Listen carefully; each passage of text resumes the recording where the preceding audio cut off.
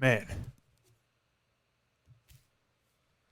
there is a lot going on in my life. I gotta get comfortable, man. I have these brand new berry, raspberry, blueberry, blackberry, which nobody likes blackberries. Meet somebody who likes blackberries. Find them, bring them to me. Let them know. Tell me about them. I don't believe it. They're good. If you put berries out in front of me, I will eat them. Uh, I will eat all of them, but I will go out of my way to avoid the blackberry. So like if there is um let's say I have one big bowl in front of me. And then in that bowl there is blueberries, raspberries, blackberries. They're all mixed up. Okay, let me backtrack. If there is one big bowl and there is raspberries, I will put my hand in them, scoop them up, and just eat them. If there's blueberries, I will put my hand in them, just pick them up and just eat them. If you put raspberries and blueberries in together, I will put my hand in them and eat them. If you put blackberries in there, I will put my hand in them and eat them. But if you put raspberries and blueberries and blackberries together, I won't put my hand in and eat them. I will avoid eating the blackberries. That is how I feel about blackberries. And they're good, obviously, because I would eat a handful of them. But I don't like the texture. I don't like the seeds. They're like the one plant that, or not plant, but like actually all the fruits. But they're the one fruit to me that just seems like they had the most modifications during the genetic process of changing the fruit from being like a small fruit to feeding like a village to having to keep up with the growing population of people. And they just scare me. I don't know. The seeds are so big. They sometimes they get way too large. Like you have abnormally sized strawberries, but they're relatively close in size. You have abnormally sized raspberries, but they're somewhat close in size. Like you could see a scale. Like you can step up bigger, bigger, bigger, and back down to smaller. You can see it's like a nice. It's just a nice line from the smallest one to the biggest one. But blackberries, you see them, and there is like one massive blackberry up within a group of blackberries that are really tiny. And for me, I look at that, and most individuals I think wouldn't think anything of it. But if I see a blackberry that is that large and that big, I get not nervous, but it disconnects my brain to thinking this is food. It's like a genetically modified, um, just it almost looks like an alien head. Like if you could imagine what an alien's head would look like if you look up E.T., he has like wrinkles in his head. Let me look it up. Yeah, he has okay, so he has like wrinkles on the top of his head, and the way that they look kind of like the carvings inside of a blackberry. I don't know. I don't know where I'm going with that, but I do know that somebody yesterday asked me if I've seen the movie E.T. Now, E.T. came out in 1982. So that is, I think Apollo landed on the moon 1969, I believe. And I think we're about 50 years uh, deep. Yeah, so 50, yeah. So 1969 is Apollo 11, landed on the moon. Conspiracy, I don't know. Who knows? But that's not the point. The point is that this movie came out in 1982. So about 13 years after we landed on the moon, this movie comes out, and I think this movie is just I don't know why it's so good. I think it's like really good in the sense, in the same reason why like The Breakfast Club is so good. They are just very much um, like a moment in history. This movie was it captured like I think it was like one of the first movies ever to have like an alien, and I think it allowed the public to start thinking about what an alien is, and so on and so on. Anyways, E.T. is a movie that I watch. Is it good? I don't know. It's weird. It's like Wizard of Oz meets Alien. Like it's a basket on a bike, which I'm pretty sure is the same thing that Wizard of Oz she drove. Didn't she do something with a basket? I think she like had her dog. Um, she had her dog on a basket, which was on her bike, which I think she flew. across the sky. Maybe I'm completely making this up. Maybe if I look up Dorothy, or hold on, let me just look up Wizard of Oz bike. That should come up with something. Oh no. No, okay, so she never flew on a bike. The mean lady flew on a bike. She didn't fly on a bike, she just rode on a bike. That's how bad my memory is. Yeah, she just rode a bike. At least that's what I see here.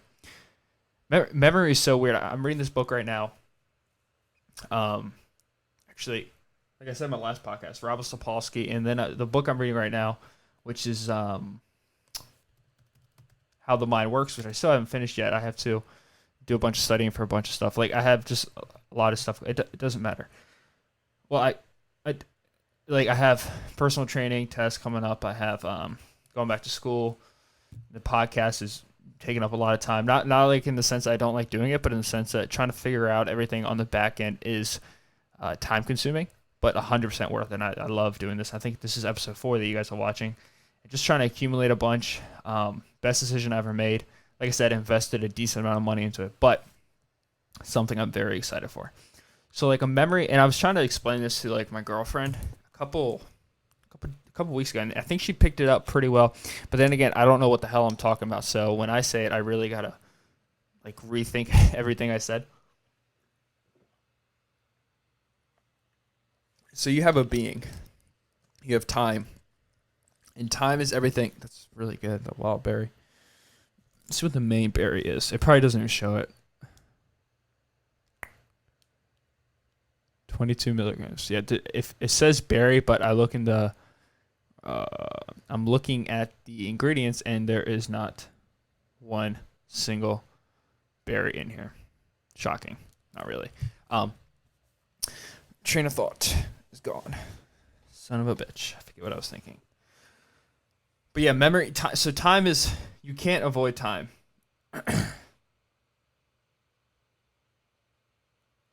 You can't avoid time. Time is like the one thing that we all. It's like a surfer on top of a wave. It's always. No, it's like a surfer in the water. A surfer's always in the water if they're surfing, obviously. And time is the one thing that we can't. You can't hop off of it. Like you can't hop out of the water, aka time. If we're talking about time in this reference, let's just refer to time and water interchangeable for this analogy. You can't avoid it. It's always there. It's always moving. It's basically like your health. It's basically like your health bar.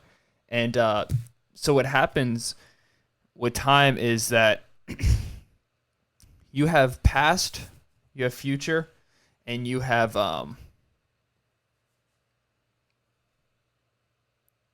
current. So you have the current, present state. And I think this is just my thought process with a few other books and stuff and other research, quote unquote, that I've done, and different people I might have talked to. Memories are a representation of the past time. So if you look out, if you're in a body of water and you're on the shoreline, you can look. Let's say you're facing the beach. The back is to the water. You can see the water. You can see it, but you can't. The visual of it goes away after a while. It's like your most recent memories is right behind you. It's the clear water. It's the water that you can see that's right behind you, the water that's 100 feet behind you, and then maybe a mile behind you, and then whatever, 7 miles, whatever the view is that you can't see ocean anymore, whatever that number is. Those are distant memories. Those are memories that are so far behind you that you can't accumulate a very accurate description of what it is. Like I can remember certain things in my life, and I can remember pictures, and I can remember images, and I can remember moments, like a bunch of camera pictures. So like a bunch of pictures from my phone. If you just tape them together and you put them together in a file, you can make like a PowerPoint. You can make like a slideshow. But I can't make a video, like a video that goes from the beginning of when I got to the park, I hit my leg, and then I was in the hospital. I could take those pictures, but I can't take every moment in between that. That's how memory is to me. That's how I try to describe it. Like, so right behind you in the water. Let's say you jump up out of the water, you go backwards 10 feet. That's a memory probably from the past month. All your senses are probably a lot more engaged during that memory, during that past experience.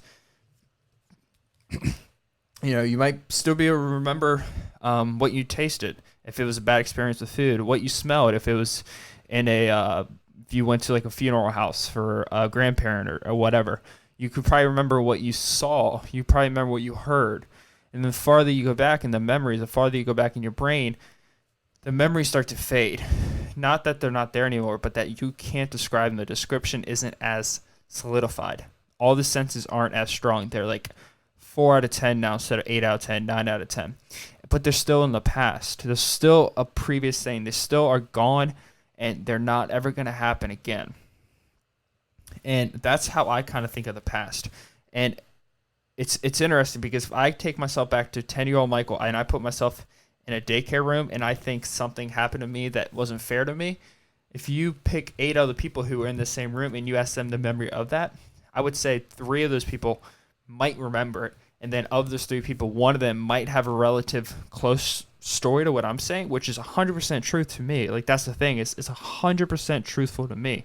But for the other 2, it can be completely different. Same exact basic storyline, same house, same place, same location, whatever, but just completely different things. Even like the clothing I was wearing. Memories are very, very sensitive, and they're like kind of they correlate with ego really strongly. You remember things the way that your brain wants to remember them, and the way that you divide them up in certain categories is how they kind of like slip into your brain socket or your brain slots. So like a negative memory, which, a lot of people would develop like certain phobias to certain things, certain food aversions. I know, like for me, I have a food aversion to hot dogs, and this is the weirdest one because I ate a few hot dogs when I was younger. I think I was like 8. Here we go again. I was like 7 or 8, like between 6 to 8, and I threw up afterwards. But I wasn't sick, and this is for the longest time. I thought it was a food. I thought it was a hot dog, and then the more hot dogs are made out of just like the basically gravelled up combined nonsense of a leftover pig. So then I correlated with the nastiness of a hot dog with me getting sick, and that kind of correlated to me not liking hot dogs, and hot dogs developed a food aversion. But if I go to a cookout, we're out back, it's summertime, I will eat a hot dog, 2 hot dogs.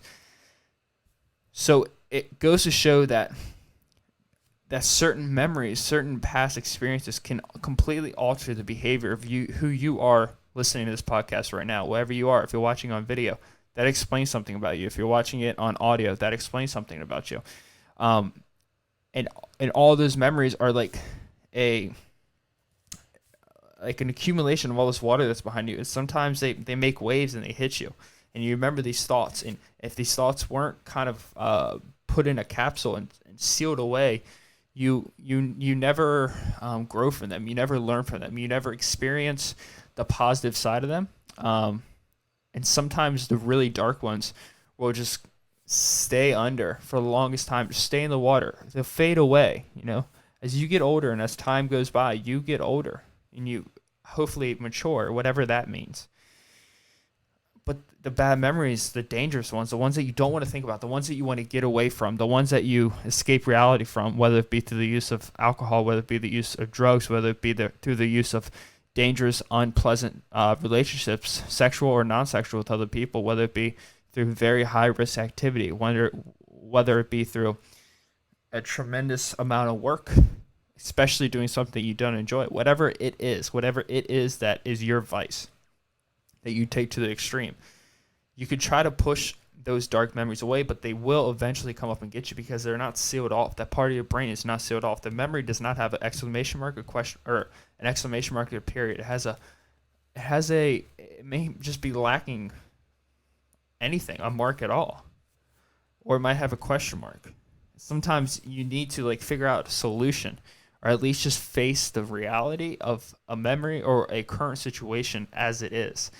And it's hard. It's not something that a lot of people want to do because it can be really scary, and it could truthfully be very, very humbling to a lot of people. And I think that's the issue is that it does become very humbling to people, and it's not something that they want to deal with.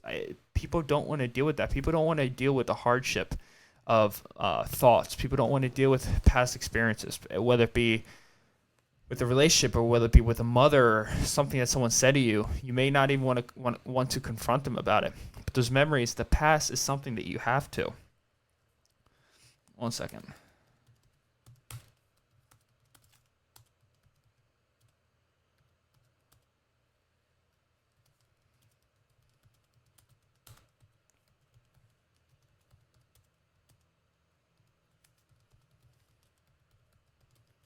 Yeah, my girlfriend, she works at a daycare where she basically takes care of autistic kids all day. With God, God bless her. And this one kid who is crippled essentially.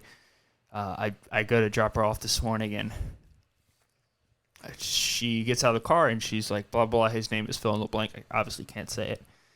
And I don't work there, but I just drop her off there every once in a while. I see the building and I see what they're working with, and I see the people there, and I see the parents, and I see the kids. Every once in a while, I see the kids, and it ranges everything from autism to severe behavior disorders, whether it be ADHD, whether it be um, anything, dyslexia, whatever it could be that could make these kids much more vulnerable or much more likely to act out in society. This is basically where they go. It's like the last stop for these kids. So I watched this kid get out of the car, and it just made me, throughout this whole day today, which is July 24th, I've just been in a much not happier mood, not a worse mood, not a better mood, not in a negative mood, but just in a mood where I'm appreciative to everything that I have, and I'm understanding that the person that I am right here on this podcast is here because I put myself here, but also there's so many things that I have been blessed with health, with physical ability to do things, with a brain that works, with an emotional state, with certain things that allow me to exceed in many things. Obviously, some things I don't, but those things I can control. And I just watch this poor little kid who's just, happy, smiling, laughing, ready to go to work or ready to go to school, daycare, whatever you want to call it. But you can see him, he's out in front of his mother, and, he has a little lunchbox in his right hand, and in his left hand he has his mom's hand. And he's glasses on, shorts, green shirt, Velcro shoes. I would say 6, 7, 8 years old, maybe younger, maybe 4, 5, 6, maybe 7. Age doesn't matter. And I'm watching this kid. He's out in front of his mom, just a little bit, like when a dog walks. When you take your dog on a walk and they get on a smell and they're smelling something. That's how he was. He was excited to go to this place. And the mother, a younger woman, she's holding his arm, holding his hand, because she knows that this kid could potentially at any moment, if he falls, he could be in serious damage. His life could completely alter even more than it already is forever. And he could have a lifetime of just more pain and suffering. And the stress and that burden that the mom has to carry is not on the kid. You don't see it on the kid. The kid's just so fucking excited to just go. And the mom's held back a little. Not held back, but just not as excited, because you can see she's wearing her outfit to get ready to go to work. Looks like she works in like an office building. She has a nice BMW, and it was just such a moment that it's a very new memory. That's why I can remember it all. And that's why I can sit here and talk about it to you guys and you girls.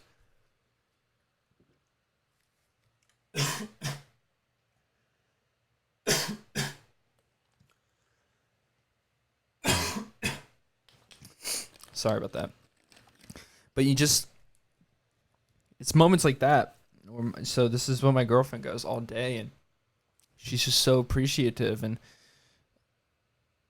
people like that, I don't know what they do. But I just watch the situation, and he's just going to school, and he's just more than anything. He just wants to see his friends. He just wants to see his friends, and she wants him to see his friends, but she also has to deal with the truth and the reality that he is going to live a life that is altered because of a physical disability that she cannot fix. And as a neurotypical person, or as a person who doesn't suffer from any handicap, it's like you don't understand that. I don't understand that. Most people don't understand that, but from the child standpoint, aware, definitely aware. You are aware. You can see everyone walking around you, but you don't know better. And it doesn't matter to this kid. Just so damn excited. And every once in a while he gets down on himself. I'm sure he does. But everybody does. But the burden that was on the mother, you could just see it, and it made me sad at first. I was really sad. Wasn't even more or less just guilt. I had so much guilt that I didn't struggle, that I didn't suffer. I feel like that wasn't fair. It wasn't fair. And it was perspective change. And that's something that I've always done. People always ask me how I just stay so quote unquote positive. And I'm big in perspective. I'm a big believer in that. I believe that what I love to do is I love to go places, physically drive to places where I am small, and my life is meaningless, and not in a dark way, but in a way that it allows me to disconnect the me and I attitude, knowing that there's so much more around me. So whether it be a mountain range, or whether it be a ocean, and so when I go to like Thanksgiving, I go with my girlfriend's family who live out in the mountains in Virginia. Just calmer. Like my base level of anxiety, it's nil. It's basically not there. And I think the environment has a lot to do with that. I think it's a calmer, cleaner air.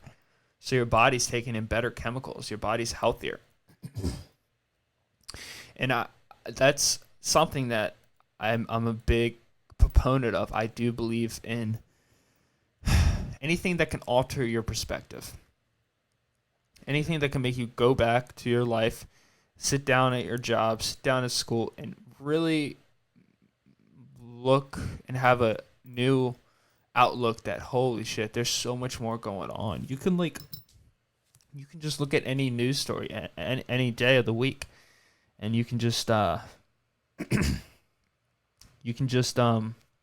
see what other people's life is like, what your life is not like, what people had to struggle with. And that's what this was. That's what this kid was. This kid was that. This kid was just there going to school, going to daycare.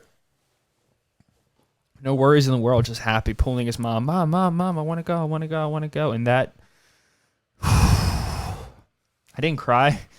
That time. I do usually cry a lot, but I didn't cry that time. I wanted to, but I didn't.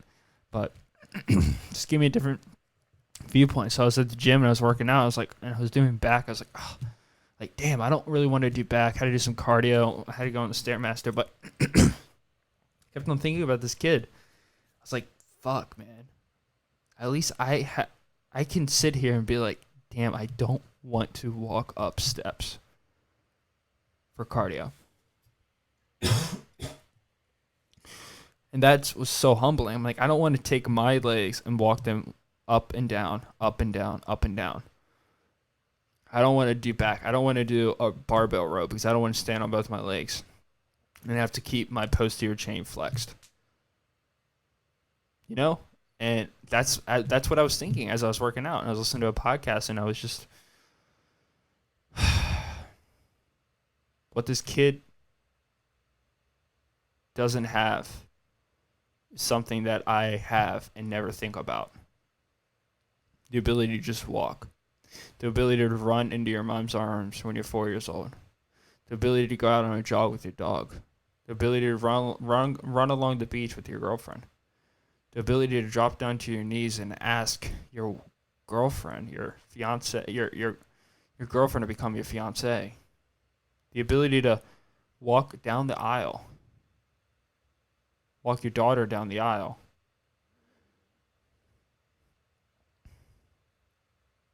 Damn. You know? That was just so important. It really was. Yeah. I don't know. I don't know. I've always I have this sense of like guilt in me, and I don't know where it comes from. I remember growing up, and we would go to these swim centers, and I would practice swimming, and then like the mentally handicapped group would come in afterwards, and I'm not meaning to sound um, offensive to anybody, but they literally got off a short bus, and and I developed like an aversion to these people, especially people who suffer from like MS. I think MS is multiple sclerosis, which is the one that your myelin sheath slowly gets destroyed. In the wheelchair, I think that's what it was. Something else where cerebral palsy maybe. I don't know. Whatever, it doesn't matter. Whatever it was, I couldn't deal with like the drool, and I couldn't deal with the noises, and I couldn't deal with like the food coming out of the mouth or drinks coming out of the mouth, and so the older I got, I never really understood these feelings I had, and I just developed like a fear of it from them.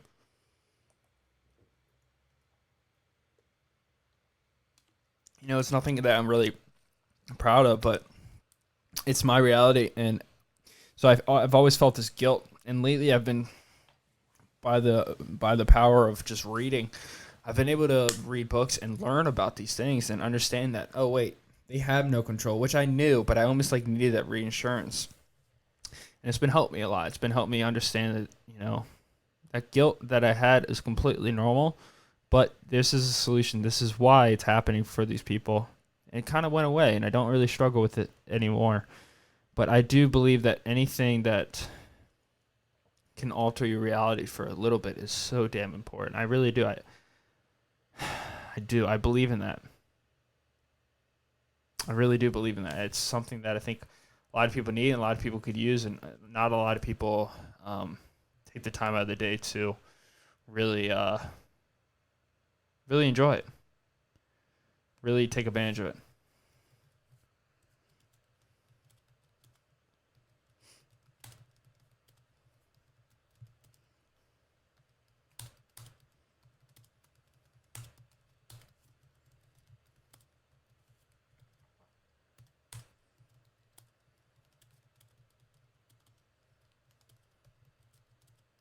One second, guys. Sorry about this.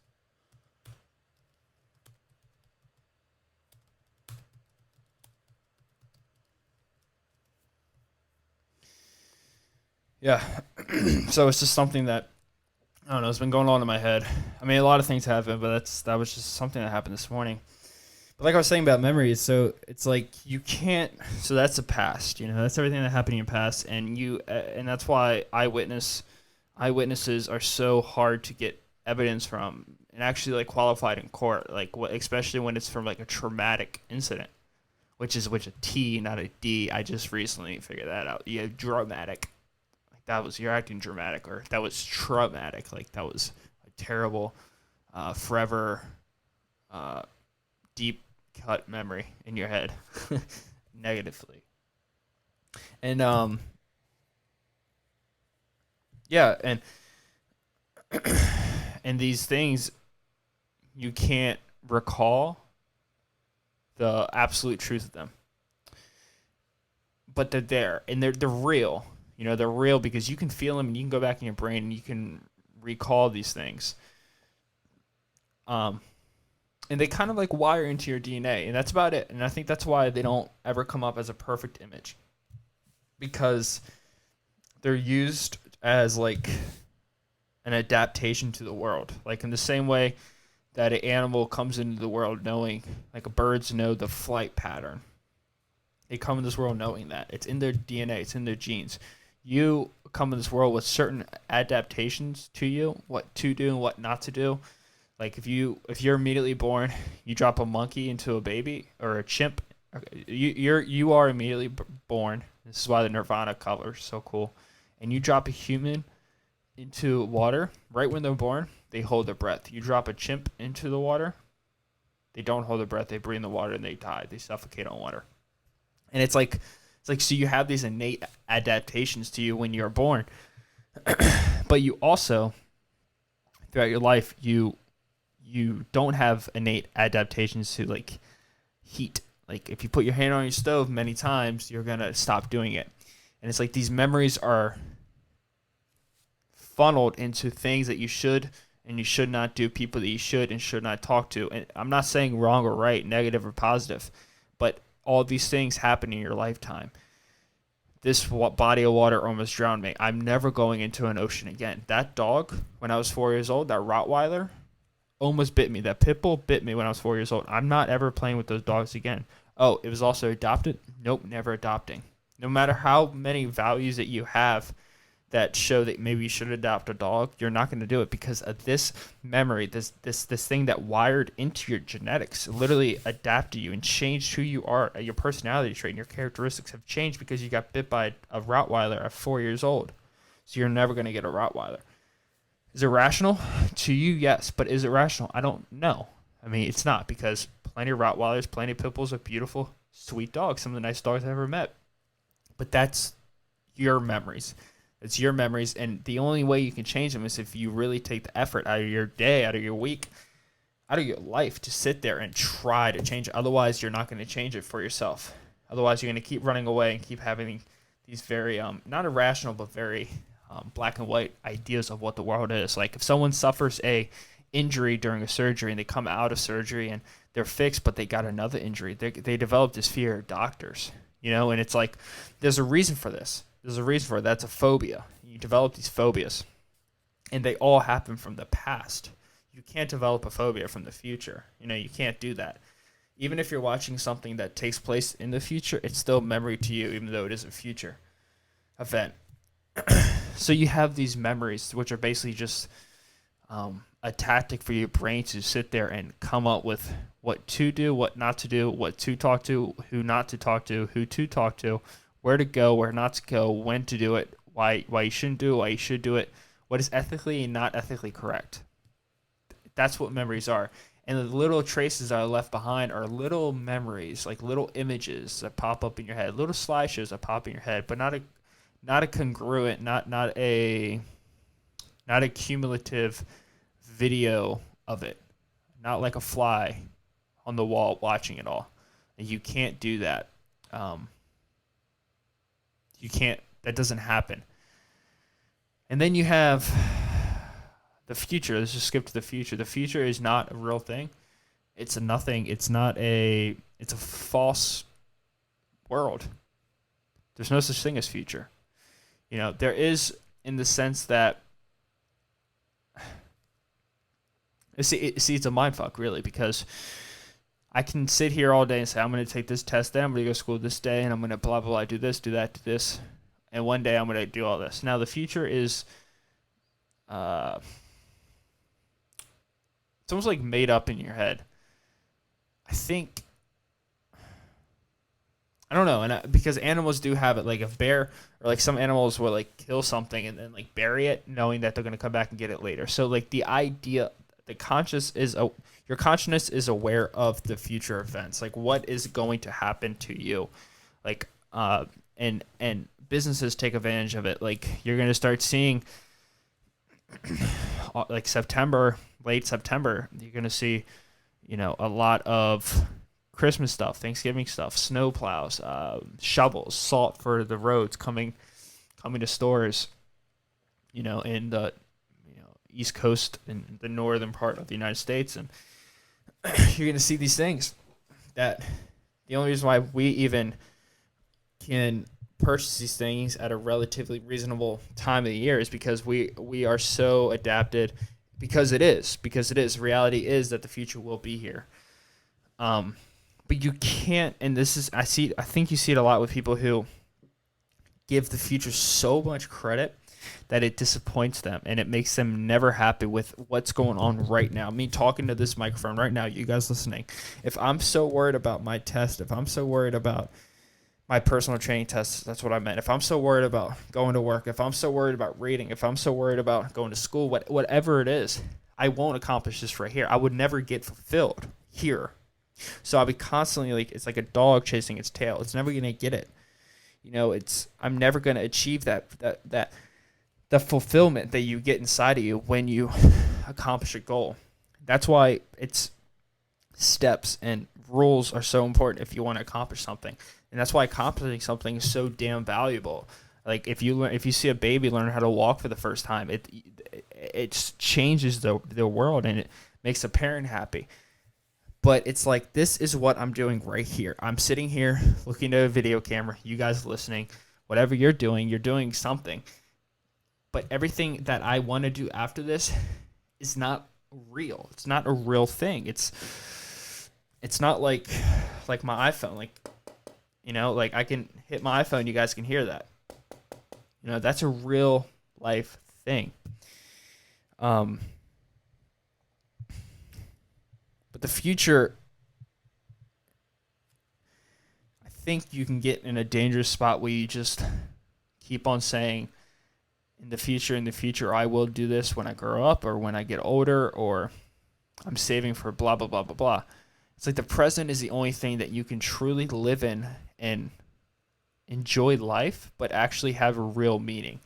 Like I can sit here and I can conversate with you guys and you guys can listen to me. You guys and girls can hear what I'm saying. It has meaning. Now what I take with this will affect my schedule, like what I want to get done. So my future will be affected by what happens right now, but my future will not be affected. Well, my future is only affected with the things that I can accomplish right now. So if I sit on this podcast for 2 hours, everything else is going to start falling apart. You know, probably won't get to work on time. And then if I don't get to work on time, I'm going to feel so much guilt for showing up late. And then if I show up late, then I won't be able to get as much work as I can get done. So I can't read for my personal training tests later in my shift. So then I just become angry. And then in my anger, if I don't conceal it and I don't file it away and figure out solutions to it before I do file it away, I will become angry at Taylor. I'll become angry with somebody. I'll wake up probably still angry because I never figured it out. So it's like your future is only altered by the way that you take care of business in the present. If that makes any sense. I'm trying to just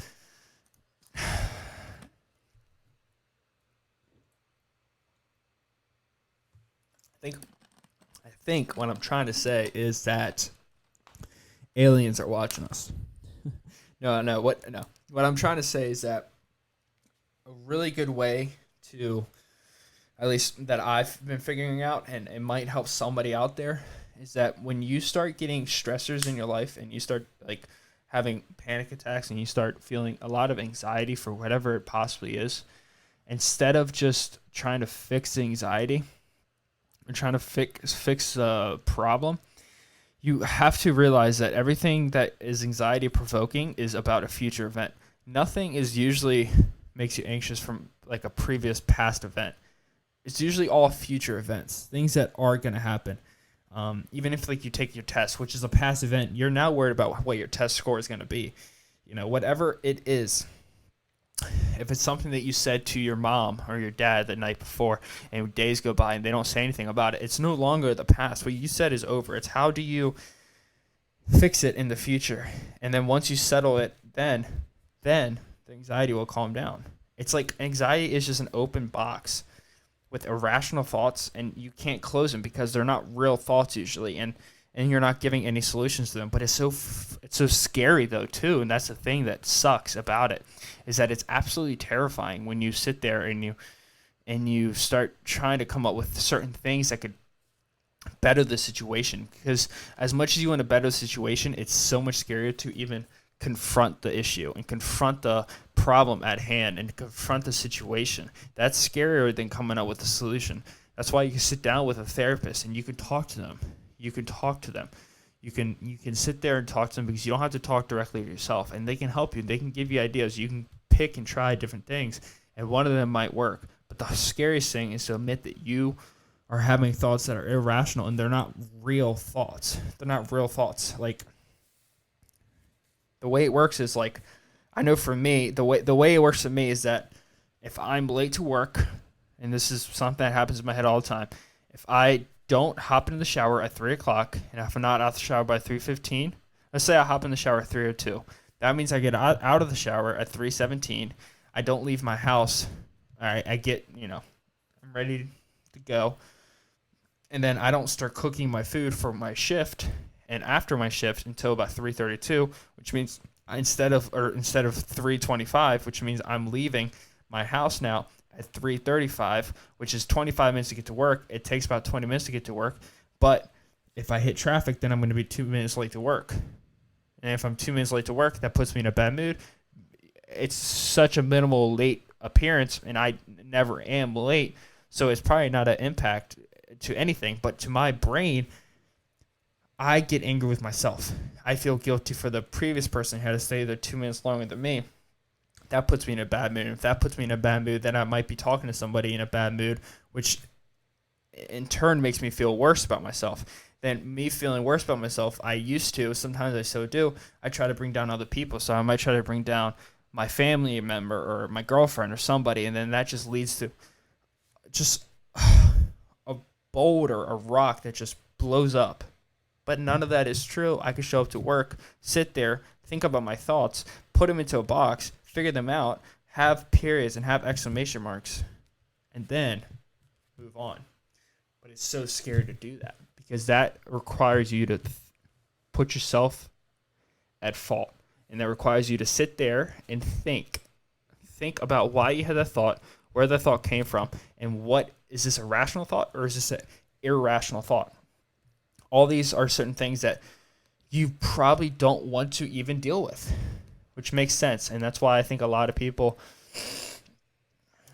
live their life in a state of never being fulfilled, whether it be a job or whether it be your body or whatever it possibly is.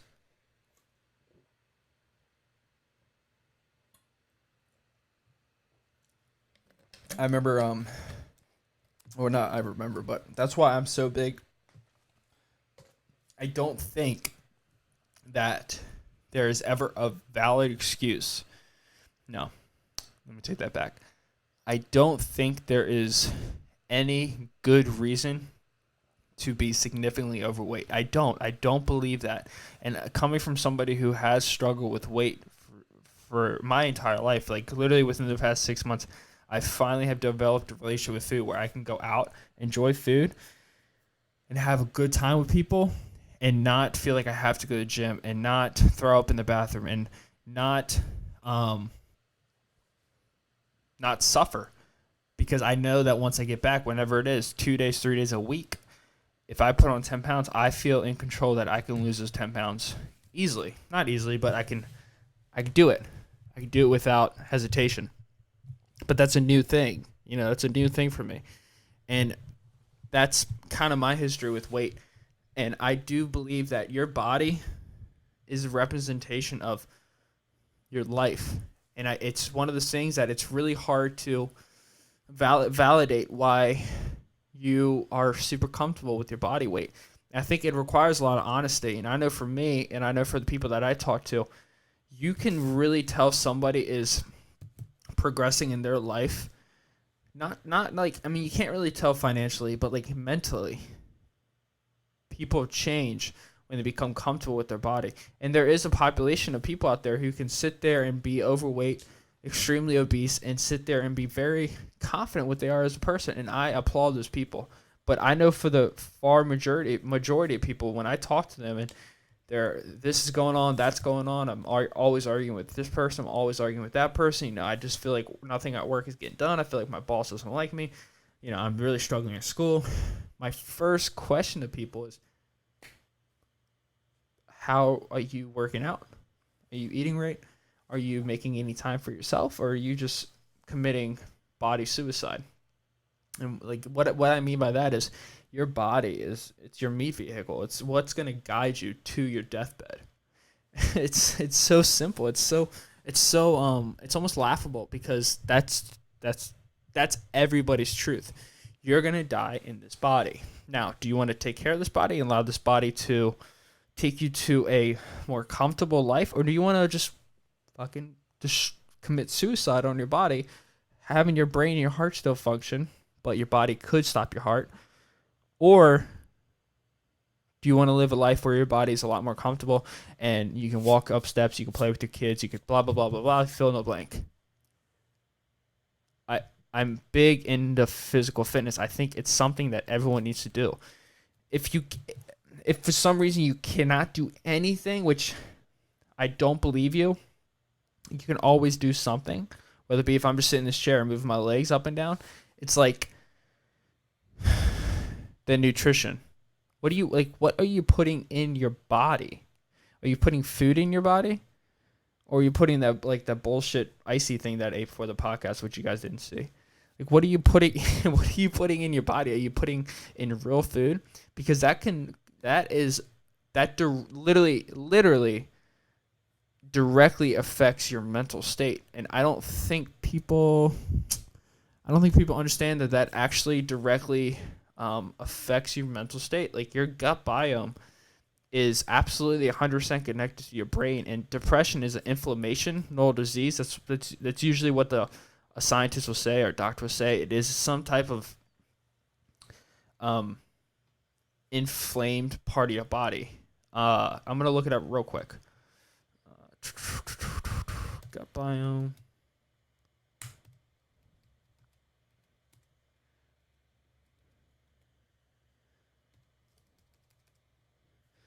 So I'm just going to Google gut biome depression. February 4th, 2019. Evidence mounts that gut biome influence mood, prevent depression. Let me just look it up.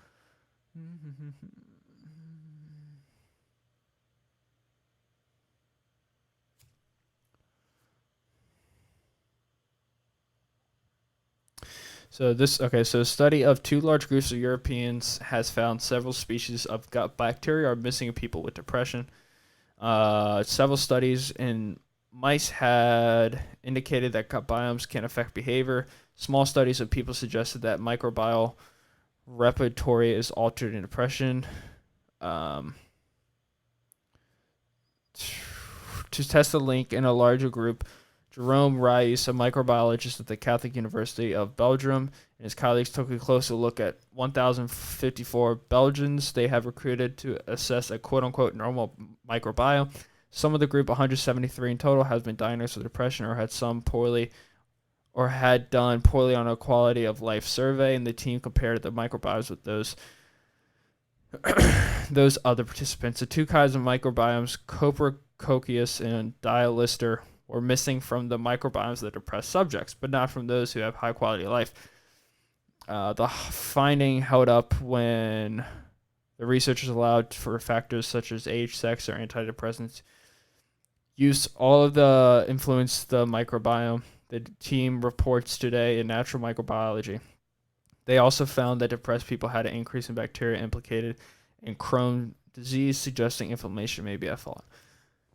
So basically what I'm saying is that you're literally what you put in your body and the way you take care of your body every day can affect how you are feeling at a behavioral state too. And I don't know, like for me, I always am a big proponent. You say meathead or whatever, but if something's not going right, something's going wrong, whatever it is, consistency with some type of workout program, consistency with at least a diet that's relatively the same for 5 days of the week, 5 to 6 days, and maybe a day where you fall off your diet. And you literally change your body. Like, your body change, like throw in a little bit of fasting. Like, don't eat for 12 hours. Start out with that, which is not hard at all. Literally, if you sleep for 8 hours, and if you go to bed at 10 o'clock, you get up at 6 o'clock. That's 8 hours of not eating. Don't eat from 8 p.m. So you just added 2 more hours there, and after 10 hours, So from 8 p.m., don't eat till 10, fall asleep at 10 to 6, and then don't eat breakfast till 8 o'clock. That's 12 hours. And you're going to feel, like literally you're going to feel like when you don't have food on your stomach, your body is like literally at a slower state. But it also becomes more hyper aware because it's not focusing on just breaking down the pasta, the chicken, the cream, the sour cream, the cheese, the salsa, and all that crap that's in your body. It's not breaking that down. It's already broken down, and your body's just functioning like a normal body would. It's more hyper aware. It's more quick. It's quicker. It's quicker. Your mind's thinking more. Increase that to 14 hours and 16 hours. I do sometimes. I've done 48-hour fast in the past. I don't recommend that. I would, but you're not here in front of me, so I don't want to be responsible for that. But just little things like that. Change. Stop. Okay, eat breakfast. Eat breakfast. That's what people are told. Let's try not to eat breakfast. Let's go a whole week without eating breakfast. Let's see how that works. I'm sure that will work well. I don't know. I just think that it's very important for people to take care of the body, and I think it helps in so many aspects. It allows you to just be at a calmer state. Literally, it's as simple as you exhaust your body, you are in a better state of mind. You make decisions without impulsive reactions. You're talking to people, listening better because you're calmer and you're literally tired, so you're not jumping after the first thing they say. I don't know, but I got to get going. I'm going to go ahead and end this podcast here. If you guys enjoyed it, please leave it a like, comment, subscribe. See you guys in the next episode. If you guys are watching on audio, please leave it a rating. Please shoot me any messages on my email, michaellabsr@gmail.com, michaellabsr@gmail.com, michaellabsr as in rabbit @gmail.com. You can also shoot me messages on my Instagram, Mike R. Labs. Check out our gear. Silence Fitness is our Instagram handle. silencefitness.com is our website if you guys want to get any gear there. That would be awesome. If you guys haven't subscribed, please do that. Please like, comment, tell your friends about this page. Thank you guys so much for listening, and have yourself a beautiful, beautiful day.